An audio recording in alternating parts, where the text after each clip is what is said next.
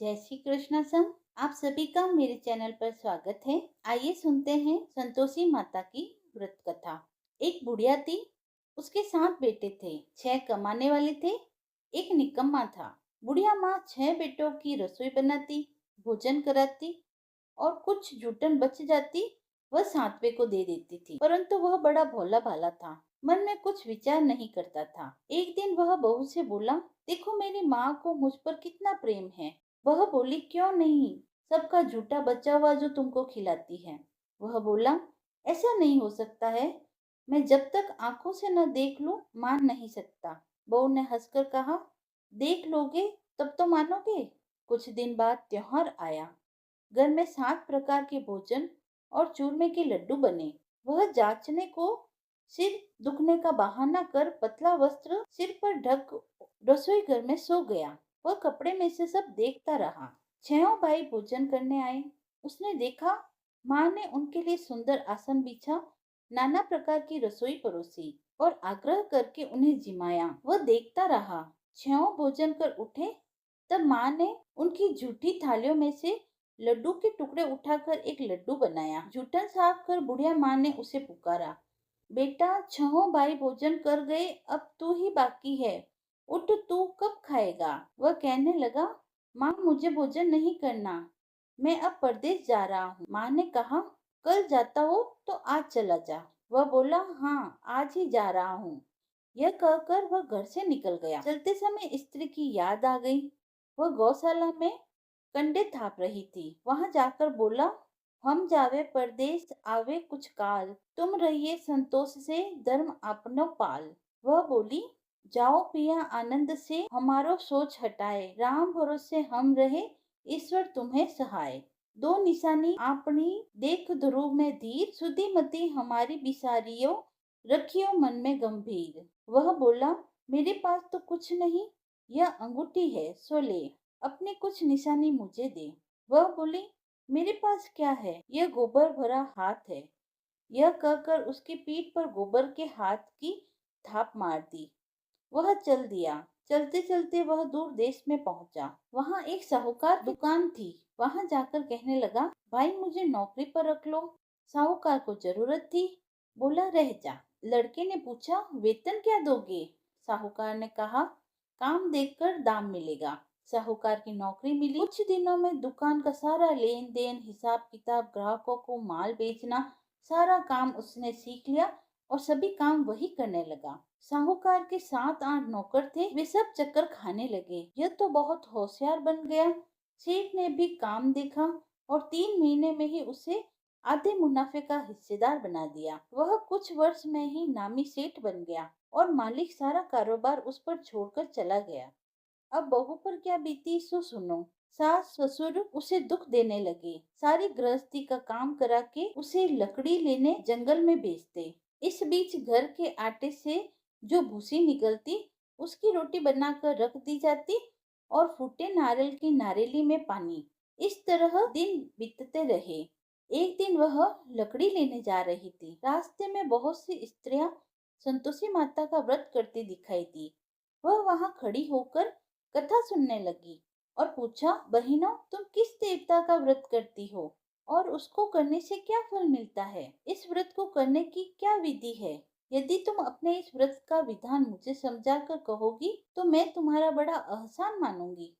तब उनमें से एक स्त्री बोली, सुनो, यह संतोषी माता का व्रत है। इसके करने से निर्धनता दरिद्रता का नाश होता है, लक्ष्मी आती है, मन की चिंताएं दूर हो जाती है, घर में सुख होने से मन की प्रसन्नता और शांति मिलती है, निपुति को पुत्र मिलता है, प्रीतम बाहर गया हो तो शीघ्र घर आ जाता है, कंवारी कन्याओं को मनपसंद वर मिलता है, राज द्वारे से बहुत दिनों से मुकदमा चल रहा हो तो खत्म हो जाता है, कलह कलेश की निवृत्ति हो, सुख शांति हो जाती है, घर में धन जमा हो, पैसा जायदाद का लाभ हो, रोग दूर हो जावे तथा और जो कुछ मन में कामना हो सो सब संतोषी माता की कृपा से पूरी हो जाती है। इसमें कोई संदेह नहीं है।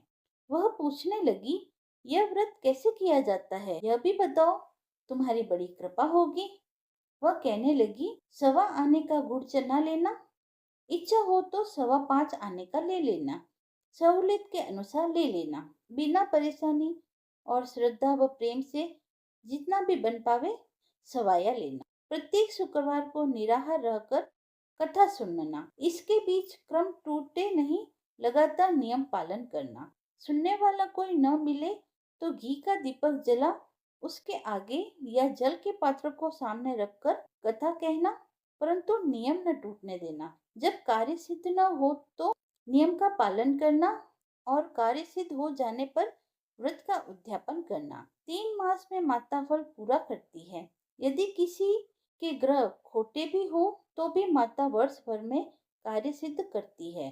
फल सिद्ध होने पर उद्यापन करना चाहिए, बीच में नहीं। उद्यापन में 2.5 सेर आटे का खाजा तथा इसी परिणाम से खीर व चने का साग करना चाहिए। 8 लड़कों को भोजन कराना, जहाँ तक मिले देवर जेठ भाई बंधु के हो, न मिले तो रिश्तेदार और आस पड़ोस वालों को बुला लेना। उन्हें भोजन करा यथाशक्ति दक्षिणा दे माता का नियम पूरा करना। उस दिन घर में खटाई न खाना। यह सुन बुढ़िया की लड़की की बहू चल दी। रास्ते में लकड़ी के बोझ को बेच दिया और उन पैसों से गुड़ चने ले लिए। माता के व्रत की तैयारी कर आगे चली और सामने मंदिर देखकर पूछने लगी, यह मंदिर किसका है? सब कहने लगे, यह संतोषी माता का मंदिर है। यह सुनकर माता के मंदिर में जाकर चरणों में लौटने लगी। दीन हो विनती करने लगी, माँ, मैं निपट अज्ञानी हूँ, व्रत के कुछ भी नियम नहीं जानती हूँ, मैं दुखी हूँ। हे माता जगत जननी, मेरा दुख दूर कर, मैं तेरी शरण में हूँ।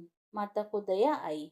एक शुक्रवार बीता कि दूसरे को उसके पति का पत्र आया और तीसरे शुक्रवार को उसका भेजा हुआ पैसा आ पहुंचा।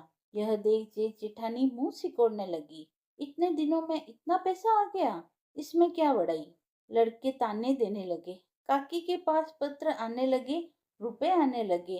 अब तो काकी की खातिर बढ़ेगी, अब तो काकी बोलने से भी नहीं बोलेगी। बेचारी सरलता से कहती, भैया कागज आवे रुपया आवे हम सब के लिए अच्छा ही है। ऐसा कहकर आंखों में आंसू भरकर संतोषी माता के मंदिर में आ मातेश्वरी के चरणों में गिरकर रोने लगी। माँ, मैंने तुमसे पैसा कब मांगा है? मुझे पैसे से क्या काम है? मुझे तो अपने सुहाग से काम है। मैं तो अपने स्वामी के दर्शन करना चाहती हूँ। तब माता ने प्रसन्न होकर कहा, जा बेटी, तेरा स्वामी आवेगा। यह सुनकर खुशी से बावली होकर घर में जा काम करने लगी। अब संतोषी माँ विचार करने लगी, इस भोली पुत्री को मैंने कह तो दिया कि तेरा पति आवेगा, पर कैसे? वह तो इसे स्वप्न में भी याद नहीं करता। उसे याद दिलाने को मुझे ही जाना पड़ेगा। इस तरह माताजी उस बुढ़िया के बेटे के पास जा स्वप्न में प्रकट हो कहने लगी, साहूकार के बेटे, सो रहा है या जाग रहा है? वो कहने लगा, माता सोता भी नहीं जागता भी नहीं हूँ। क्यों, क्या आज्ञा है? माँ कहने लगी, तेरे घर बार कुछ है कि नहीं? वो बोला, मेरे पास सब कुछ है, माँ बाप बहू है, क्या कमी है? माँ बोली, भोले पुत्र, तेरी बहू घोर कष्ट उठा रही है। तेरे माँ बाप उसे त्रास दे रहे हैं। वह तेरे लिए तरस रही है, तो उसकी सुध ले। वह बोला, हाँ माताजी, यह तो मालूम है, परंतु जाऊं तो कैसे? परदेश की बात है, लेन देन का कोई हिसाब नहीं, कोई जाने का रास्ता नहीं आता, कैसे चला जाऊं? माँ कहने लगी, मेरी बात मान, सवेरे नहाकर संतोषी माता का नाम ले, घी का दीपक जला दंडवत कर दुकान पर जा बैठ। देखते देखते सारा लेन देन चुक जाएगा, जमा का माल बिक जाएगा, साज होते होते धन का भारी ढेर लग जाएगा। अब सवेरे जल्दी उठ, भाई बंधुओं से सपने की सारी बात कहता है। वे सब उसकी अनसुनी पर दिल की उड़ाने लगते हैं। कभी सपने भी सच होते हैं। एक बूढ़ा बोला, देख भाई, मेरी बात मान, इस बार इस प्रकार झूठ साज करने के बदले देवता ने जैसा कहा है वैसा ही करने में तेरा क्या जाता है? अब बूढ़े की बात मानकर वह नहा धोकर संतोषी माता को दंडवत कर घी का दीपक जला दुकान पर बैठ जाता है। थोड़ी देर में क्या देखता है कि देने वाले रुपया लाने लगे, लेने वाले हिसाब लेने लगे। कोठे में भरे सामान के खरीदार नकद दाम दे सौदा करने लगे। शाम तक धन का भारी ढेर लग गया। मन में माँ का नाम ले चमत्कार देख प्रसन्न हो घर ले जाने के वास्ते गहना कपड़ा सामान खरीदने लगा। यहाँ काम से निपट तुरंत घर को रवाना हुआ। उसकी पत्नी जंगल में लकड़ी लेने जाती है। लौटते वक्त माता जी के मंदिर में विश्राम करती है। वह तो उसके प्रतिदिन रुकने का जो स्थान ठहरा। धूल उड़ती देख वह माता जी से पूछती है, हे माता, ये धूल कैसे उड़ रही है? माता कहती है, हे पुत्री, तेरा पति आ रहा है। अब तो ऐसा कर, लकड़ियों के 3 बोझ बना ले। एक नदी के किनारे रख और दूसरा मेरे मंदिर पर और तीसरा अपने सिर पर रख। तेरे पति को लकड़ियों का गट्ठर देख मोह पैदा होगा। वह यहाँ रुकेगा, नाश्ता पानी खाकर माँ से मिलने जाएगा। तब तू लकड़ियों का बोझ उठाकर जाना और चौक में गट्ठर डालकर जोर से आवाज लगाना, लो सासू जी, लकड़ियों का गट्ठर लो, भूसी की रोटी दो, नारियल के खेपड़े में पानी दो, आज मेहमान कौन आया है? बहुत अच्छा, माता जी से कहकर वह प्रसन्न मन से लकड़ियों के 3 गड़ले लाई। एक नदी के किनारे पर, एक माता जी के मंदिर में रखा। इतने में मुसाफिर आ पहुंचा। सूखी लकड़ी देख उसकी इच्छा उत्पन्न हुई कि हम यहीं पर विश्राम करें और भोजन बनाकर खा पीकर गांव जाएं। इसी तरह रुककर भोजन बनाया, विश्राम करके गांव को गया, सबसे प्रेम से मिला। उसी समय सिर पर लकड़ी का गट्ठर लिए वह उतावली सी आई। लकड़ियों का भारी बोझ आंगन में डालकर जोर से 3 आवाज देती है, लो सासू जी, लकड़ियों का गट्ठर लो, भूसी की रोटी दो, आज मेहमान कौन आया है? यह सुनकर उसकी सास बाहर आकर अपने दिए हुए कष्टों को भुलाने हेतु कहती है, बहू, ऐसा क्यों कहती है? तेरा मालिक ही तो आया है। आ बैठ, मीठा भात खा, भोजन कर, कपड़े गहने पहन। उसकी आवाज सुन उसका पति बाहर आता है। अंगूठी देख व्याकुल हो जाता है। माता से पूछता है, माँ, यह कौन है? माँ कहती है, बेटा, ये तेरी पत्नी है। आज 12 वर्ष हो गए जब से तू गया है। तब से सारे गांव में जानवर की तरह भटकती फिरती है। घर का कामकाज कुछ करती नहीं, 4 पहर आकर खा जाती है। अब तुझे देख भूसी की रोटी और नारियल के खोपड़े में पानी मांगती है। वह लज्जित हो बोला, ठीक है माँ, मैंने इसे भी देखा, तुम्हें भी देखा है। अब दूसरे घर की ताली दो, उसमें रहूंगा। अब माँ बोली, ठीक है बेटा, जैसी तेरी मर्जी हो सो कर। यह कहकर ताली का गुच्छा पटक दिया। उसने ताली लेकर दूसरे मकान की तीसरी मंजिल का कमरा खोल सारा सामान जमाया। एक दिन में राजा के महल जैसा ठाट बाट हो गया। अब क्या था, बहू सुख भोगने लगी। इतने में शुक्रवार आया। उसने अपने पति से कहा, मुझे संतोषी माता के व्रत का उद्यापन करना है। उसका पति बोला, अच्छा, खुशी से करो। वह उद्यापन की तैयारी करने लगी। जेठानी के लड़कों को भोजन करने के लिए कहा। उन्होंने मंजूर किया, परंतु पीछे से जेठानी ने अपने बच्चों को सिखाया, देखो रे, भोजन के समय सब लोग खटाई मांगना, जिससे उसका उद्यापन पूरा न हो। लड़के जिमने आए, खीर खाना सब पेट भरकर खाया, परंतु बाद में खाते ही कहने लगे, हमें खटाई दो, खीर खाना हमको नहीं पाता, देखकर अरुचि होती है। वह कहने लगी, भाई, खटाई किसी को नहीं दी जाएगी, ये तो संतोषी माता का प्रसाद है। लड़के उठ खड़े हुए, बोले, पैसे लाओ। भोली बहू कुछ जानती नहीं थी, उन्हें पैसे दे दिए। लड़के उसी समय हट करके इमली खटाई ले खाने लगे। यह देखकर बहू पर माताजी ने कोप किया। राजा के दूध उसके पति को पकड़कर ले गए। जेठ जेठानी मनमाने वचन कहने लगे, लूट लूट कर धन इकट्ठा कर लाया है, अब सब मालूम पड़ जाएगा जब जेल की मार खाएगा। बहू से यह वचन सहन नहीं हुए। रोती हुई माताजी के मंदिर में गई। कहने लगी, हे माता, तुमने क्या किया? हंसा कर अब भक्तों को रुलाने लगी। माता बोली, बेटी, तूने उद्यापन करके मेरा व्रत भंग कर दिया, इतनी जल्दी सब बातें भुला दी। वो कहने लगी, माता, भूलती तो नहीं, न कुछ अपराध किया है। मैंने तो भूल से लड़कों को पैसे दे दिए थे, मुझे क्षमा करो, मैं फिर तुम्हारा उद्यापन करूंगी। माँ बोली, अब भूल मत करना। वह कहती है, अब भूल नहीं होगी माँ, अब बतलाओ वे कैसे आवेंगे? माँ बोली, जा पुत्री, तेरा पति तुझे रास्ते में आता मिलेगा। वह निकली, राह में पति आता मिला। वह पूछती है, तुम कहाँ गए थे? वह कहने लगा, इतना धन जो कमाया है उसका टैक्स राजा ने मांगा था, वह भरने गया था। वह प्रसन्न हो बोली, भला हुआ, अब घर को चलो। घर गए। कुछ दिन बाद फिर शुक्रवार आया। वह बोली, मुझे फिर माता का उद्यापन करना है। पति ने कहा, करो। बहू फिर जेठ के लड़कों को भोजन करने के लिए कहने गई।